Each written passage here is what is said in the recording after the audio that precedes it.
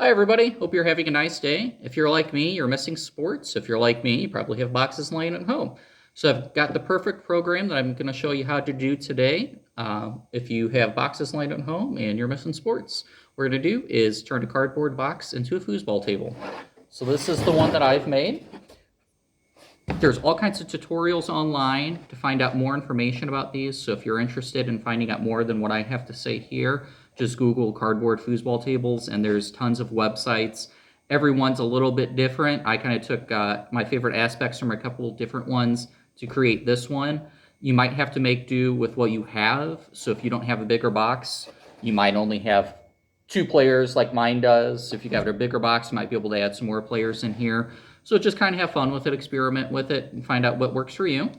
So what I did, though, is I took this box. It's a 19-inch by 14-inch box.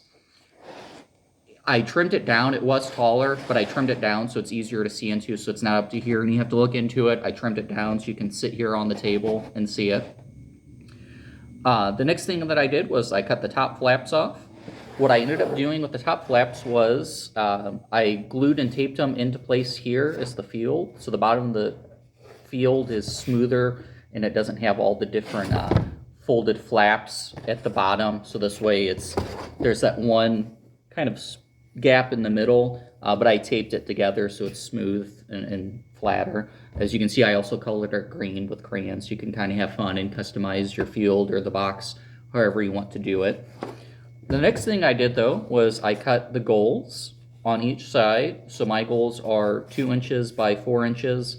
And then, as you can see, I also added kind of a backstop to the goal with spare cardboard.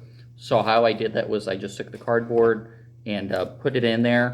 I folded the flaps over from the leftover cardboard on the inside and taped them down so this stays in place. The reason I did that was because if you score a goal without these, the ball goes flying. But this way, if you score a goal, it stops it and catches it, and the ball doesn't go flying off the table. As you can see, I also added some different color duct tape to the top of the box. Just kind of holds it together a little bit nicer. Add some color to it. Has more fun to it than just a brown box. So I added that duct tape all along the top of the box. Next thing I did was I measured the holes. So the holes were about 2 inches in. So like I said, I only have 2 players because the box isn't real big. You could add more if you wanted, but then I measured the holes and just kind of drilled a little hole in there with a screwdriver and made the holes for the dowels. All the players are different color popsicle sticks that I taped into place in the middle.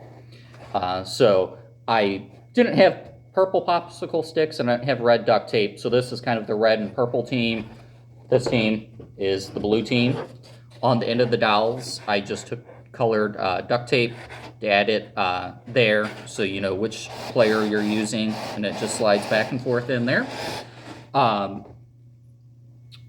So have fun with it. The ball that I used, I just had this lying around. It's a little squishy golf ball. So it's not a hard golf ball. It is squishy. It works perfect for this. I just had this lying around. Ping pong ball would probably work just as well. Like I said, just use what you have lying around. I'm going to attempt to film this from the top. I don't know how I'm going to do this real well, one-handed holding the tablet to record. But if you're missing sports, hopefully this brings back some memories for you. So let's see. I'm going to be the blue player. And I didn't score. I scored. There we go. Goal. Have a fun day. Have fun. Bye.